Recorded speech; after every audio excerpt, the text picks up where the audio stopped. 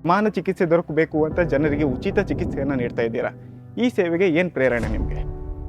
ಒಂದು ನಾನು medical college join ಆದಾಗ ಓಕೆ. ನಮ್ಮ ತಂದೆಯವರು ನನಗೆ ಒಂದು ಮಾತು ಹೇಳಿದ್ರು, ನೀ ಡಾಕ್ಟರ್ ಆಗು, ಆದರೆ ಒಂದು ನೆನಪಿನಲ್ಲಿ ಇಟ್ಕೋ, ಬದುಕಿಗಾಗಿ ಸಂಪಾದನೆ ಮಾಡು, ಆದರೆ ಸಂಪಾದನೆಗಾಗಿ ಬದುಕಬೇಡ ಅಂತ ಹೇಳಿದರು. ಯಾರು ರೋಗಿಗಳು ನನ್ನ ಕಡೆ ಬಂದವರು ಹಣ ಇಲ್ಲ ಅಂತ ವಾಪಸ್ ಹೋಗೋದು ಬೇಡ. ಓಕೆ. ಇದ್ದವ್ರಿಗೂ ನೋಡು, ಇಲ್ದವ್ರಿಗೂ ನೋಡು. ದಿನಕ್ಕೆ ಒಂದು 200 ಜನ ನಿಮಗೆ ಚಿಕಿತ್ಸೆಗೆ ಅಂತ ಬರ್ತಾರೆ. ಅವರಿಗೆಲ್ಲ ಚಿಕಿತ್ಸೆ ಮಾಡಿ ನಿಮ್ಮ ಬದುಕನ್ನು ಕೂಡ ನಿಮ್ಗೆ ಬ್ಯಾಲೆನ್ಸ್ ಮಾಡ್ಕೊಂಡು ಹೋಗೋದು ಹೇಗೆ ಸಾಧ್ಯ ಅಂತ? ಓಕೆ. ನನ್ನ ವೃತ್ತಿಯನ್ನು ಅತ್ಯಂತ ಪ್ರೀತಿಯಿಂದ ಮಾಡ್ತೇನೆ ನಾನು. ಸೊ ಹಿಂಗಾಗಿ ನನ್ನ ದಣುವಂತ ಅನ್ಸೋದು ನನ್ನ. ಇದರಲ್ಲಿ ಒಂದು ನೆನಪಿನಲ್ಲಿ ಇಟ್ಕೊಳ್ರಿ, ಮಾಧ್ಯಮದ ಪಾತ್ರ ಬಹಳ ಮುಖ್ಯದ. ಓಕೆ. ಸಮಾಜದಲ್ಲಿರುವಂಥ ಮಠಾಧೀಶರ ಪಾತ್ರ ಮುಖ್ಯದ. ಹೌದು. ಸಾಮಾನ್ಯವಾಗಿ ಯಾವುದೋ ಒಬ್ಬ ವ್ಯಕ್ತಿ ಅಸಹಜವಾಗಿ ನಡ್ಕೊಂಡ ಅಂದ್ರೆ ಡಾಕ್ಟರ್ ಕಡೆ ಹೋಗುದಿಲ್ಲ, ನಿಜ. ಹೌದು. ಮಠಮಾನ್ಯರ ಕಡೆ ಹೋಗ್ಬೇಕು. ಈಗ ವೈಜ್ಞಾನಿಕ ಯುಗದಲ್ಲಿ ಮಾನಸಿಕ ಸಮಸ್ಯೆಗಳು ಕೂಡ ಉಳಿದೆಲ್ಲ ಕಾಯಿಲೆಗಳಂತೆ ಕಾಯಿಲೆಗಳು. ಹೌದು. ಈಗ BP ಬಂದ್ರೆ ನೀವು ಡಾಕ್ಟರ್ ಕಡೆ ಹೋಗ್ತಿರ್ಲಿಲ್ಲ, ಶುಗರ್ ಬಂದ್ರೆ ಹೋಗ್ತಿರ್ಲಿಲ್ಲ, ಅಸ್ತಮಾ ಬಂದ್ರೆ ಹೋಗ್ತಿರ್ಲಿಲ್ಲ, ಥೈರಾಯ್ಡ್ ಬಂದು ಹೋಗ್ತಿರ್. ಹಂಗೆ ಇದು ಒಂದು ಈ ಒಬ್ಬ ಮನುಷ್ಯ ದುಃಖದಿಂದ ಬಂದಾಗ ಒಂದು ಬೆನ್ನ ಮೇಲೆ ಒಂದು ತಟ್ಟಿ, ಏನು ಹೆದರ್ಬೇಡಪ್ಪ, ನಾನು ನಿನ್ನ ಜೊತೆಗಿದ್ದೇನೆ ಅಂತ ಹೇಳಿ. ಮಾಡರ್ನ್ ಲೈಫ್ ಒಂದು ಸ್ಟ್ರೆಸ್ಫುಲ್ ಲೈಫ್ ಅಂತ ಹೇಳ್ತೇನೆ. ಹೌದು. ಸ್ಟ್ರೆಸ್ ಯಾರಿಗಿಲ್ಲ? ಎಲ್ರಿಗೂ. ಮಕ್ಕಳಿಗಿದೆ, ಕಾಲೇಜ್ ಹುಡುಗರಿಗಿದೆ, ಹೌದು, ನೌಕರಿ ಮಾಡೋ ಜನರಿಗಿದೆ.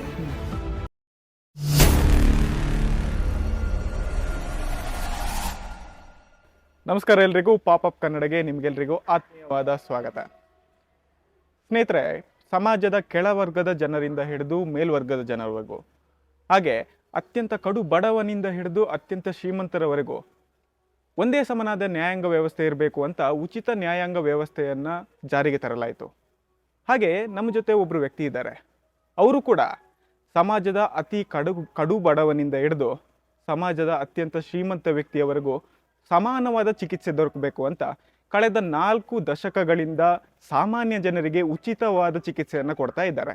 ನಮ್ಮ ಜೊತೆಗಿದ್ದಾರೆ ಧಾರವಾಡದ ಖ್ಯಾತ ಮನಃಶಾಸ್ತ್ರಜ್ಞರು, ಹಾಗೆ ಎಲೆಮರೆಕಾಯಿ ಥರ ಯಾರಿಗೂ ಗೊತ್ತಾಗದೆ ಜನರಿಗೆ ಉಚಿತ ಚಿಕಿತ್ಸೆ ನೀಡುವುದರ ಮೂಲಕ ಜನರ ಮನಸ್ಸನ್ನು ಸಮತೋಲನದಲ್ಲಿ ಇಡೋದಕ್ಕೆ ಕಾರಣವಾದವರು. ನಮ್ಮ ಜೊತೆ ಇದ್ದಾರೆ ಡಾಕ್ಟರ್ ಆನಂದ್ ಪಾಂಡುರಂಗಿ ಅವರು. ಕಾರ್ಯಕ್ರಮಕ್ಕೆ ನಿಮಗೆ ಆತ್ಮೀಯವಾದ ಸ್ವಾಗತ. ಸರ್, ಮೊದಲನೇದಾಗಿ ಯಾವುದೇ ಈ ತರಹದ ಸೇವೆ ಮಾಡಬೇಕು ಅಂದರೆ ಒಂದು ಪ್ರೇರಣೆ ಬೇಕು, ಒಂದು ಪ್ರಮುಖ ಕಾರಣ ಬೇಕು. ನಿಮಗೆ ಏನು ಪ್ರೇರಣೆ, ಏನು ಕಾರಣ ಈ ತರಹದ ಚಿಕಿತ್ಸೆ, ಸಮಾನ ಚಿಕಿತ್ಸೆ ದೊರಕಬೇಕು ಅಂತ ಜನರಿಗೆ ಉಚಿತ ಚಿಕಿತ್ಸೆಯನ್ನು ನೀಡ್ತಾ ಇದ್ದೀರಾ? ಈ ಸೇವೆಗೆ ಏನು ಪ್ರೇರಣೆ ನಿಮಗೆ? ಒಂದು ನಾನು ಮೆಡಿಕಲ್ ಕಾಲೇಜ್ ಜಾಯ್ನ್ ಆದಾಗ ಓಕೆ, ನಮ್ಮ ತಂದೆಯವರು ನನಗೊಂದು ಮಾತು ಹೇಳಿದ್ರು, ನೀ ಡಾಕ್ಟರ್ ಆಗು, ಆದರೆ ಒಂದು ನೆನಪಿನಲ್ಲಿ ಇಟ್ಕೋ, ಬದುಕಿಗಾಗಿ ಸಂಪಾದನೆ ಮಾಡು, ಆದರೆ ಸಂಪಾದನೆಗಾಗಿ ಬದುಕಬೇಡ ಅಂತ ಹೇಳಿದ್ರು ಅವರು. ಓಕೆ. ಆ ಮಾತು ನನ್ನ ತಲೆಯೊಳಗೆ ಸದಾ ಇರುತ್ತದೆ. ಆ ನಿಟ್ಟಿನಲ್ಲಿ ನಾನು ವೈದ್ಯನಾದ ನಂತರ ನಿರ್ಧಾರ ಮಾಡಿದೆ. ಅದರಲ್ಲಿ ಸ್ಪೆಷಲೈಸೇಷನ್ ಮುಗಿದ ಮೇಲೆ ನನಗನಿಸ್ತು, ಖಂಡಿತವಾಗಿಯೂ ನನಗನ್ನಿಸ್ತದೆ, ಯಾರು ರೋಗಿಗಳು ನನ್ನ ಕಡೆ ಬಂದವರು ಹಣ ಇಲ್ಲ ಅಂತ ವಾಪಸ್ ಹೋಗೋದು ಬೇಡ. ಓಕೆ. ಇದ್ದವ್ರಿಗೂ ನೋಡು, ಇಲ್ದವ್ರಿಗೂ ನೋಡು. ಆ ಒಂದು ಪ್ರತಿಜ್ಞೆಯಿಂದ ನಾ ಇವತ್ತಿನವರೆಗೆ 4 ದಶಕಗಳ ಕಾಲ ಪ್ರಾಕ್ಟೀಸ್ ಮಾಡೀನಿ. ಓಕೆ. ಸೊ ಇದ್ದವರು ಇರ್ತಾರೆ, ಕೊಡ್ತಾರೆ, ಇಲ್ದವ್ರು ಹಾಗೆ ಹೋಗ್ತಾರೆ, ಟೀಕೆ ನಡೀತದೆ. ಸೊ ಆ ನಿಟ್ಟಿನಲ್ಲಿ ನನಗನ್ನಿಸ್ತು, ಭಾಳ ಈ 4 ದಶಕಗಳ ನಡೆದು ಬಂದ ದಾರಿ, ನನ್ನ ವೃತ್ತಿ ನನಗೆ ಖಂಡಿತವಾಗಿಯೂ ಒಂದು ಸಮಾಧಾನ, ಸಾರ್ಥಕ, ತೃಪ್ತಿಕರ ಬದುಕು ನೀಡಿದೆ ಅನ್ನುವಂಥ ಮಾತನ್ನು ಹೇಳಬಯಸ್ತೀನಿ. ಸರ್, ನಿಮಗೆ ಕರ್ತವ್ಯದ ಬಗ್ಗೆ ಎಷ್ಟು ನಿಮಗೆ ಕಾಳಜಿ ಇದೆ ಅಂತ ಹೇಳಿದರೆ, ನಾನು ಕೇಳ್ಪಟ್ಟೆ ದಿನಕ್ಕೆ ಒಂದು 200 ಜನ ನಿಮಗೆ ಚಿಕಿತ್ಸೆಗೆ ಅಂತ ಬರ್ತಾರೆ. ಅವರಿಗೆಲ್ಲ ಚಿಕಿತ್ಸೆ ಮಾಡಿ ನಿಮ್ಮ ಬದುಕನ್ನು ಕೂಡ ನಿಮ್ಗೆ ಬ್ಯಾಲೆನ್ಸ್ ಮಾಡ್ಕೊಂಡು ಹೋಗೋದು ಹೇಗೆ ಸಾಧ್ಯ ಅಂತ? ವರ್ಕ್ ಲೈಫ್ ಬ್ಯಾಲೆನ್ಸ್ ಏನಿದೆ ಅಂದರೆ, ಒಂದು ನನ್ನ ಅನಿಸಿಕೆಯಲ್ಲಿ ಒಂದು ವೃತ್ತಿಯನ್ನು ಆನಂದಿಸಬೇಕು ಅಂತ ಹೇಳ್ತೇನೆ ನಾನು. ಓಕೆ. ವೃತ್ತಿಯ ಬಗ್ಗೆ ನಿಮಗೆ ಅಭಿರುಚಿ ಇದ್ದರೆ, ಪ್ಯಾಷನ್ ಅಂತ ಹೇಳ್ತೀವಿ ಇಂಗ್ಲೀಷ್ದಾಗ, ಆ ಪ್ಯಾಷನ್ ಇತ್ತು ಅಂದ್ರೆ you don't get tired. Okay. ನನಗೆ ಭಾಳ ಜನ ಕೇಳ್ತಾರೆ, ಇವತ್ತಿಗೂ ನೀ 12ರಿಂದ 14 ತಾಸು ಕೆಲಸ ಮಾಡ್ತಿ, ನೀ ರಾತ್ರಿನೂ ಹಾಗೆ ಇರ್ತಿ, ಮುಂಜಾನು ಹಾಗೆ ಇರ್ತಿ, ಹೆಂಗೆ ಅಂತ ಕೇಳ್ತಾರೆ. ನಾ ಹೇಳ್ತೇನೆ, I love my work. Okay. ನನ್ನ ವೃತ್ತಿಯನ್ನು ಅತ್ಯಂತ ಪ್ರೀತಿಯಿಂದ ಮಾಡ್ತೇನೆ ನಾನು. ಸೊ ಹಿಂಗಾಗಿ ನನ್ನ ದಣುವಂತ ಅನ್ಸೋದು ನನಗೆ. I don't feel exhausted at work. So ಆ ನಿಟ್ಟಿನಲ್ಲಿ ನನಗೆ ವೃತ್ತಿ ಬಹಳ ಖುಷಿ ಕೊಟ್ಟದೆ. ನನಗನ್ಸೋ ನನಗೆ ಯಾವ ಕೆಲಸನೂ ಈ ವೃತ್ತಿಯನ್ನು ಬಿಟ್ಟು ಬೇರೆ ಕೆಲಸ ನನಗೆ ಖುಷಿ ಕೊಟ್ಟಿಲ್ಲ ಅಂತ ನನಗೆ ಅನಿಸ್ತದೆ. ಭಾಳ ತೃಪ್ತಿ ಅದ ನನಗೆ. ಆದ್ರೆ ನೀವು ಭಾನುವಾರ ಕೂಡ ಜನರಿಗೆ ಚಿಕಿತ್ಸೆಯನ್ನು ಕೊಡ್ತೀರಾ? ಭಾನುವಾರ ನಾನು ಮೊದಲು ಗದಿಗೆ ಎವ್ರಿ ಸಂಡೇ ಹೋಗಿ ಪೇಷಂಟ್ಸ್ ನೋಡಿ ಬರ್ತಿದ್ದೆ. ತದನಂತರದಲ್ಲಿ ಇಲ್ಲಿ ಕೆಲಸದ ಒತ್ತಡ ಜಾಸ್ತಿ ಆದ್ಮೇಲೆ 15 ದಿವಸಕ್ಕೊಮ್ಮೆ ಹೋಗ್ತಿದ್ದೆ, ಆಮೇಲೆ ತಿಂಗಳಿಗೊಮ್ಮೆ ಹೋಗ್ತಿದ್ದೆ. ಆಮೇಲೆ ಈಗ ಕೂಡ ನಾ ಗದಿಗೆ ಅವಾಗ ಇವಾಗ ಕ್ಯಾಂಪ್ಸ್ ಮಾಡ್ತಿರ್ತೇನೆ ನಾನು ಹೋಗಿ. ಆಮೇಲೆ ಮೊದಲು ಹಾವೇರಿಗೆ ಹೋಗ್ತಿದ್ದೆ, ಕುಮಟಾ, ಹೊನ್ನಾವರ್, ಕಾರವಾರ ಎಲ್ಲ ಕ್ಯಾಂಪ್ ಮಾಡ್ತಿದ್ದೆ. ಇದು ಕ್ಯಾಂಪ್ ಮಾಡ್ತಿದ್ದೆ ಅನ್ನೋಕ್ಕಿಂತ ನನಗೆ ಜನರಿಗೆ ಜಾಗೃತಿ ಮೂಡಿಸ್ಲಿಕ್ಕೆ ಹೋಗ್ತಿದ್ದೆ ನಾನು. ಅಂದ್ರೆ ಮನೋವಿಜ್ಞಾನದ ಬಗ್ಗೆ, ಮಾನಸಿಕ ಸಮಸ್ಯೆಗಳ ಬಗ್ಗೆ ಜನರಲ್ಲಿ ತಪ್ಪು ಕಲ್ಪನೆ ಏನಿತ್ತು, ತಪ್ಪು ನಂಬಿಕೆ ಏನಿತ್ತು, ಅಂದ್ರೆ ಮಾನಸಿಕ ಕಾಯಿಲೆಗಳಂದ್ರೆ ದೆವ್ವ, ಭೂತ, ಭ್ರಮೆ ಅನ್ನುವಂಥ ಮೂಢನಂಬಿಕೆ ಇತ್ತು ಒಂದು 4 ದಶಕಗಳ ಹಿಂದೂ ಇತ್ತದು. ಈಗೂ ಕೂಡ ಅನೇಕ ಜನ ಇದೊಂದು ದೆವ್ ಬಡ್ದದ ಅಂತ ಹೇಳ್ತಾರೆ, ಪಿಶಾಚಿ ಬಡ್ಕೊಂಡದ ಅಂತ ಹೇಳ್ತಾರೆ, ಅಥವಾ ಏನೋ ಮಾಟ ಮಾಡಿಸಿದ್ದದ ಅಂತ ಹೇಳಿ ಅನೇಕ ಸಮಸ್ಯೆಗಳು ಅವ್ರ ತಲೆಯೊಳಗೆ ವಿಚಾರಗಳು ಇರ್ತಾವೆ.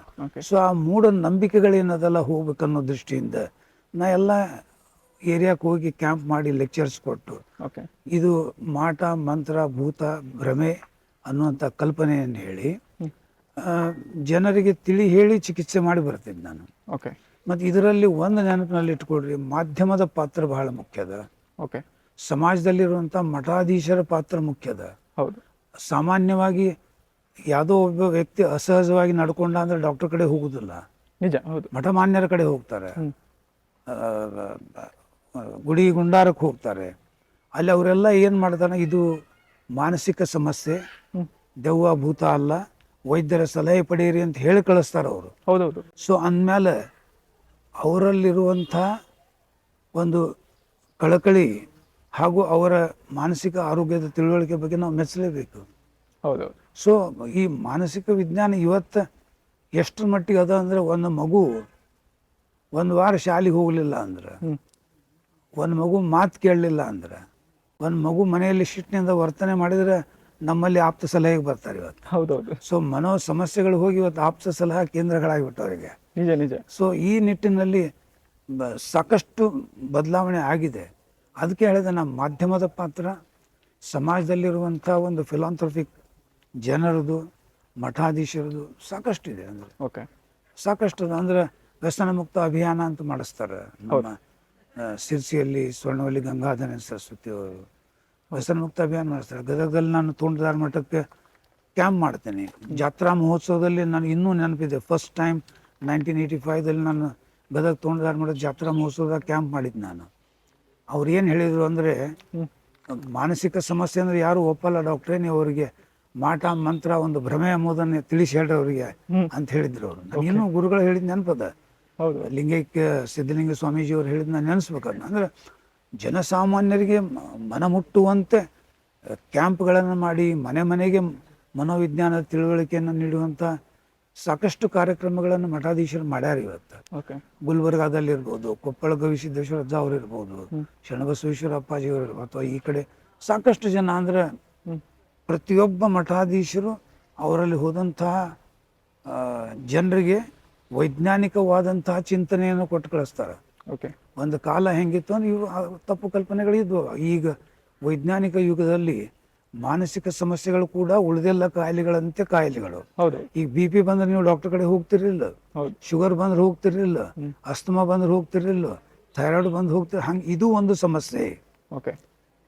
ವೈಜ್ಞಾನಿಕ ಚಿಂತನೆಗಳಿಂದ ಇದು ಮಿದುಳಿನಲ್ಲಿರುವಂತಹ ನರವಾಹಿನಿಗಳಿಂದ ಏರುಪೇರುಗಳಿಂದ ಆಗುವಂತಹ ಕಾಯಿಲೆಗಳು.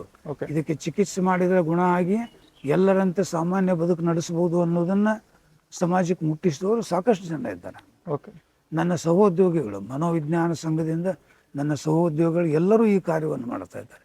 ಸೊ ಹಿಂಗಾಗಿ ಇವತ್ತು ಜನಸಾಮಾನ್ಯರಲ್ಲಿ ಮಾನಸಿಕ ಸಮಸ್ಯೆಗಳು ಅಂದ್ರೆ ಅದು ಒಂದು ಸಮಸ್ಯೆ. ವೈದ್ಯರ ಸಲಹೆ ಪಡೆದರೆ ಖಂಡಿತವಾಗಿ ನಾವು ಇದಕ್ಕೆ ಪರಿಹಾರ ಪಡಿಬಹುದು ಅನ್ನೋಂಥ ವಿಶ್ವಾಸದಿಂದ ಜನ ಬರ್ತಾರೆ. ನೀವು ಇದು ಮಾಟ ಮಂತ್ರ ಅಂತ ಹೇಳಿದ್ರಿ, ಅದ್ರ ಜೊತೆಗೆ ನೀವು ನಿಮಾನ್ಸ್ ಇರ್ಬೋದು, ಜೈಲುಗಳಿಗಿರ್ಬೋದು, ಕೌನ್ಸಿಲಿಂಗಿಗೆ ಅಂತ ಹೋಗಿದ್ದೀರಿ. Need for counselling. ಹೌದು.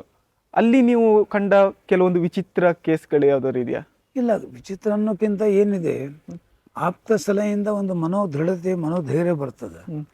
ಸೊ ಆ ನಿಟ್ಟಿನಲ್ಲಿ ಸಾಕಷ್ಟು ಹೆಲ್ಪ್ ಆಗ್ತದೆ. ಈಗ ಒಬ್ಬ ಮನುಷ್ಯ ದುಃಖದಿಂದ ಬಂದಾಗ ಒಂದು ಬೆನ್ನ ಮೇಲೆ ಒಂದು ತಟ್ಟಿ ಏನು ಹೆದರ್ಬೇಡಪ್ಪ ನಾನು ನಿನ್ನ ಜೊತೆಗಿದ್ದೇನೆ ಅಂತ ಹೇಳಿ ಸಾಕು ಆರಾಮಾಗಿಬಿಡುತ್ತೆ. ಹೌದೌದು, ನಿಜ. ಸೊ ಆ ನಿಟ್ಟಿನಲ್ಲಿ ಆಪ್ತ ಸಲಹೆ ಎಂಬುದು ಒಂದು ದೊಡ್ಡ ಸಹಾಯ ಹಸ್ತ ಇದ್ದಂಗೆ ಅದು ಇವತ್ತು. ಓಕೆ. ಒಂದು ಕಡೆ ಸೈಂಟಿಫಿಕ್ ಆಗಿ ಟ್ರೀಟ್ಮೆಂಟು ಬೇಕು, ಇನ್ನೊಂದು ಕಡೆ ಆಪ್ತ ಸಲಹೆನೂ ಬೇಕು. ಟ್ರೀಟ್ಮೆಂಟ್ ಆ್ಯಂಡ್ ಆಪ್ತ ಸಲಹೆ ಇವು ಎರಡು ಒಂದೇ ನಾಣ್ಯದ ಎರಡು ಮುಖಗಳಿದ್ದಂಗೆ ಇದು. ಓಕೆ.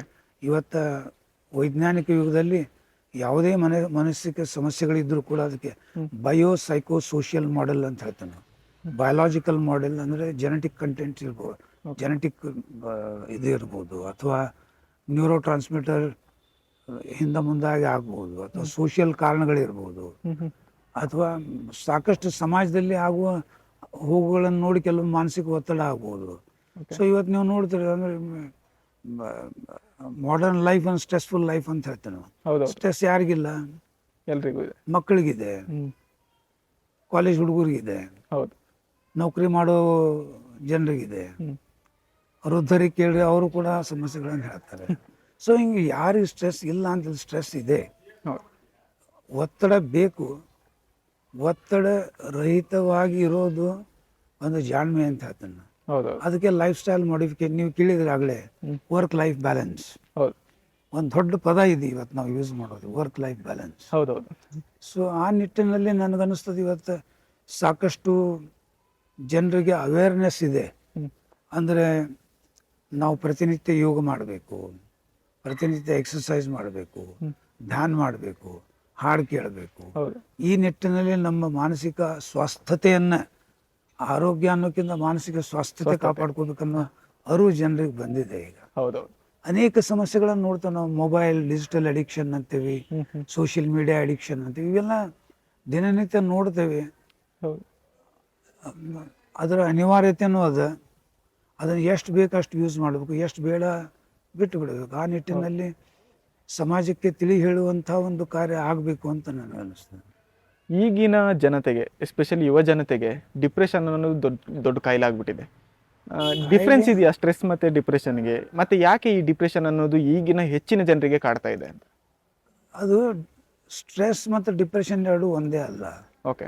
ಒತ್ತಡ ನನಗೂ ಇರ್ತದೆ, ನಿಮಗೂ ಇರ್ತದೆ, ಎಲ್ಲರಿಗೂ ಇರ್ತದೆ. ಹೌದು. ಒತ್ತಡ ನಿರ್ವಹಣೆ ಮಾಡುವಂತಹ ಕಲಾ ಕೌಶಲ್ಯಗಳನ್ನು ನಾವು ಕಲಿಬೇಕು. ಓಕೆ.